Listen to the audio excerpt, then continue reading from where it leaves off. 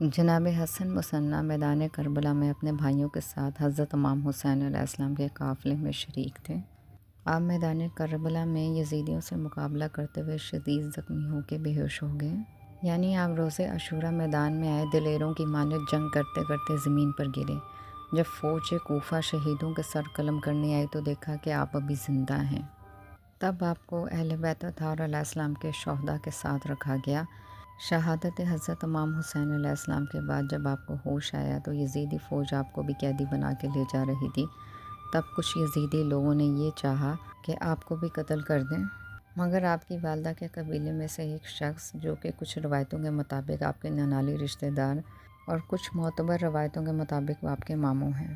جس کا نام اسما بن خارجہ فزاری تھا، اس نے جب آپ کو اتنی بری حالت میں دیکھا اور پہچانا تو یزیدی فوج کو آپ کو مارنے سے روک دیا اور اس فوج کے ساتھ بھی نہ جانے دیا، اور یزیدیوں کو یہ کہہ کر اس نے جناب حسن مصنع کو ان سے لیا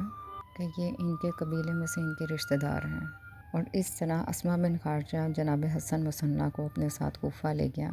اور وہاں اپنی زیر نگرانی آپ کا علاج کرایا، اور جب آپ کے زخم بھر گئے اور آپ صحت یاب ہو گئے تو آپ کو کوفہ سے مدینہ منورہ روانہ کر دیا گیا۔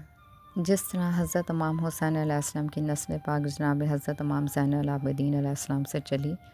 اسی طرح جناب حضرت امام حسن علیہ السلام کی نسل جناب حسن مصنع اور جناب حضرت امام حسن علیہ السلام کے ایک اور بیٹے جناب زید سے چلی۔ جناب حسن مصنع علویوں کے بزرگ سمجھے جاتے تھے۔ متولی موقوفات امیر المومنین حضرت علی ابن ابی طالب علیہ السلام۔ امیر المومنین حضرت علی ابن ابی طالب علیہ السلام کی وصیت کے مطابق جناب حسن مصنع مدینے میں جناب امیر المومنین حضرت علی ابن ابی طالب علیہ السلام کے موقوفات کے شرعی متولی تھے۔ حجاج بن یوسف ثقفی جب مدینے کا حاکم تھا تو اس نے جناب حسن مصنع سے تقاضا کیا کہ وہ اس کے چچا عمر بن علی کو ان موقوفات کی تولید میں شریک قرار دے، لیکن چونکہ یہ تولید جناب حضرت بی بی فاطمہ الزہرا سلام اللہ علیہ کی اولاد سے مخصوص تھی،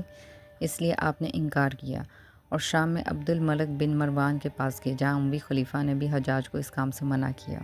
جناب حسن مصنع نے اپنے بعد ان موقوفات کی تولید اپنے فرزند عبداللہ کے سپرد کی، لیکن منصور عباسی نے عبداللہ کو قید کر دیا اور ان موقوفات کی تولید اپنے اختیار میں لے لی۔